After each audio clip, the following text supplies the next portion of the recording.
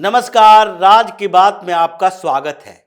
संसद सत्र की शुरुआत के दिन से ही पीएम मोदी ने ऐसा धमाका किया कि राहुल और उसके इर्द गिर्द के राहुल गैंग के लोग परेशान हो गए। और फिर इकोनॉमी सर्वे के बाद बजट के पेश होते ही जिस तरीके से सारा का सारा ये विपक्षी खेमा इधर उधर भागते फिर रहा है, उसमें नई साजिश की बू भी आ रही है। कल सोनिया गांधी, राहुल गांधी और प्रियंका वाड्रा एक्सपोज हुई। सोनिया गांधी तो अचानक से गायब ही हो गई है, क्योंकि उसके ऊपर ऐसे अंकुश लगाए गए कि उसके बाद उनके आसपास के नेता, उनके सबसे बड़े समर्थक भी उनके समर्थन में आने से कतरा रहे हैं। और इसलिए सोनिया गांधी ऐसे अलग थलग पड़ी है कि राहुल और प्रियंका दोनों के दोनों उनके पक्ष में तो आ रहे, लेकिन वो सामने में दिखाई नहीं पड़ रही है। उनको भी लग रहा है कि कुछ ऐसा ब्लंडर कर दिया जिसके कारण इस सत्र के दौरान हमारी फजीहत होती रहेगी। और पीएम मोदी ने सत्र के शुरुआत से पहले ही उन्होंने संसद में जाने से पहले प्रेस के सामने बोल दिया कि इस बार कोई भी ऐसी विदेशी चिंगारी नहीं लगी है जिसके कारण संसद का सत्र व्यवधान पैदा करने के लिए इन लोगों को हथियार मिल सके। और उनका इशारा राहुल गांधी की तरफ ही था कि इस बार पहली बार ऐसा हुआ है 2014 से अब तक के कि कोई विदेशी चिंगारी नहीं लगी संसद सत्र से पहले, ताकि इन लोगों को हंगामा का मौका मिल जाए। और ये राहुल गांधी के उन सारे विदेशी एजेंडों के ऊपर हमला था। लेकिन आखिरकार इन लोगों की मानसिकता ऐसी ही है। और इसलिए जैसे ही राष्ट्रपति का अभिभाषण शुरू हुआ और उसके बाद ये लोग जब बाहर निकले तो सोनिया गांधी, राहुल गांधी और प्रियंका वाड्रा तीनों ने ऐसी बात कह दी जिससे फजीहत शुरू हो गई गांधी नेहरू परिवार की। लेकिन बजट के लिए निर्मला सीतारमण अपने बजट पेश करने के लिए आई। बात मिडिल क्लास की हो रही थी और इस मिडिल क्लास को कुछ सुविधाएं देने की मांग सारी पार्टियां कर रही थी। कांग्रेस को देखिए, कांग्रेस में राहुल गांधी अलग अलग जगहों पर घूम घूम कर ये बातें करते रहे कि सरकार मिडिल क्लास के लिए कुछ नहीं करती है, ये सिर्फ अमीरों के लिए करती है, न गरीबों के लिए कोई सुविधा देती है और न मिडिल क्लास को टैक्स में सुविधाएं देती है। यहां दूसरी तरफ दिल्ली चुनाव में अरविंद केजरीवाल ये मांग कर रहे थे कि कम से कम 10 लाख तक टैक्स में छूट दी जानी चाहिए, केंद्र सरकार इसकी व्यवस्था करे, क्योंकि मिडिल क्लास को सुविधाएं ज्यादा मिलनी चाहिए, मिडिल क्लास ज्यादा परेशान है। ये केजरीवाल ये एजेंडे पर इसलिए आया था क्योंकि इतने सालों से जो गरीब दिल्ली के गरीबों को हमने ये दिया, गरीबों को ये दिया 1700 क्लस्टर, स्लम क्लस्टर और 700 से ज्यादा झुग्गी झोपड़ी के क्षेत्रों में, स्लम एरिया से लेकर झुग्गी झोपड़ी तक में ये घूम घूम कर अपना वोट बढ़ाते रहा, केवल बेवकूफ उन लोगों को बनाते रहा, गरीब के नाम पर, सुविधाएं देने के नाम पर। और जब वो भारतीय जनता पार्टी की तरफ आने लगे तो फीडबैक मिलने के बाद यही अरविंद केजरीवाल ने मिडिल क्लास की तरफ अपने आप को शिफ्ट करने की कोशिश की। मांग कर रहा था 10 लाख तक टैक्स में छूट होनी चाहिए और मेरी सरकार आएगी दिल्ली के अंदर तो वो पता नहीं कैसे केंद्र सरकार के ये इनकम टैक्स डिपार्टमेंट को अपने पास रख लेंगे और टैक्स में छूट देंगे, या उसके लिए भी 10 लाख तक में जितने टैक्स देते हैं लोग उनको दिल्ली के अंदर रिटर्न किया जाएगा। ऐसी पॉलिसी बनाने की बात कही। लेकिन यहां केंद्र सरकार की तरफ से ये टैक्स स्लैब में एक बड़ा चेंज आया।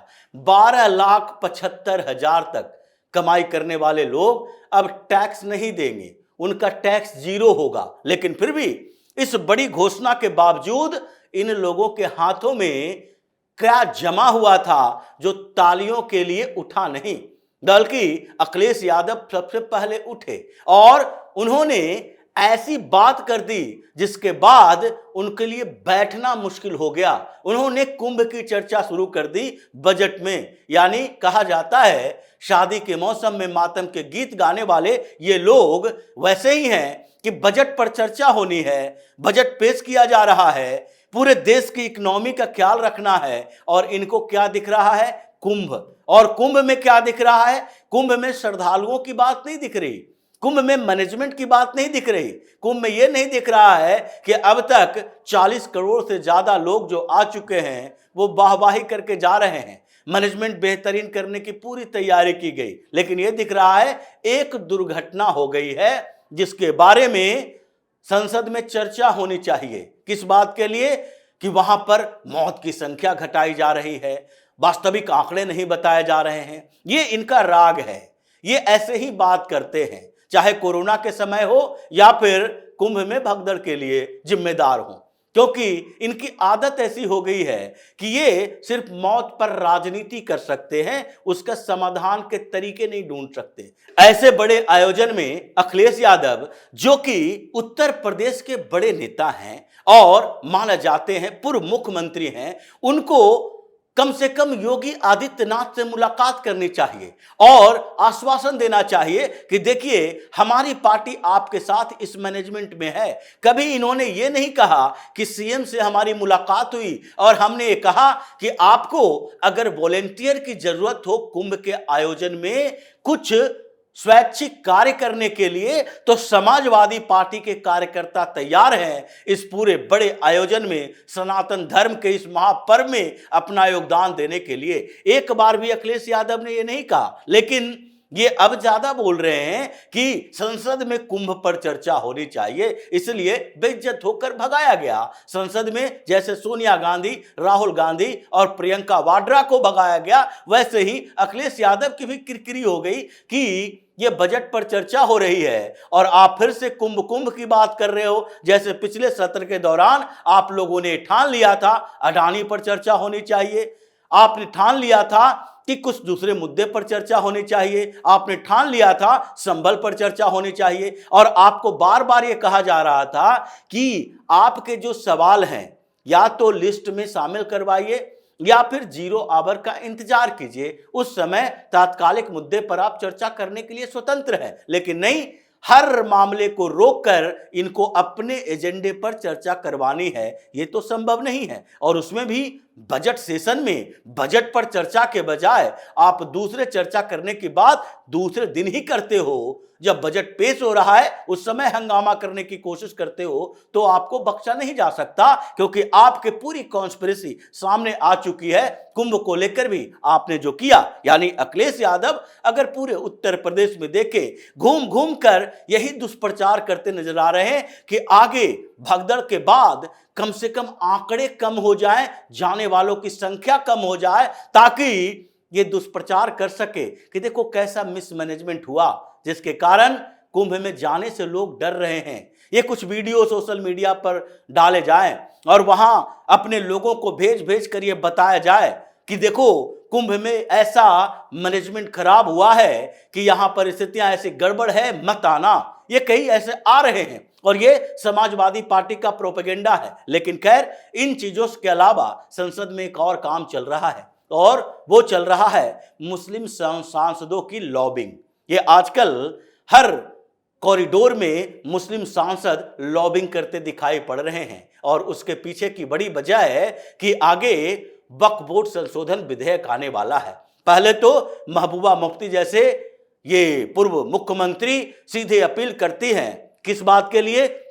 किसके समर्थन में आना चाहिए, हम लोगों को बचाने के लिए नायडू और नीतीश कुमार को भी हमारे साथ आना चाहिए, ये इनकी अपील है। और चूंकि महबूबा मुफ्ती की औकात संसद के अंदर नहीं है, लोकसभा में राज्यसभा में इनकी स्थिति कुछ नहीं है, तो क्या करेंगी? मुस्लिम सांसदों के साथ सेटिंग कर रही है। ऐसे नहीं, ओवैसी भी, ताहिर हुसैन भी, ये नासिर हुसैन भी और उसके बाद मोहम्मद सलीम भी, ये सारे जो मुस्लिम सांसद हैं आजकल संसद भवन के अंदर इकट्ठा होकर इधर उधर चलते नजर आ रहे हैं। और वो लॉबिंग किस बात की कर रहे हैं कि कुछ और लोगों को अपने पक्ष में कर लें। भारतीय जनता पार्टी से तो संभव नहीं है, लेकिन एनडीए के कुछ सहयोगियों को तोड़ने की कोशिश करें, चिराग पासवान की पार्टी को तोड़ने की कोशिश करें, उन्हें भी सेकुलरिज्म की बात बताकर मुस्लिम सपोर्ट की बात बताएं कि देखिए आपके पिताजी के समय से ही यहां मुसलमान आपको सपोर्ट करते हैं,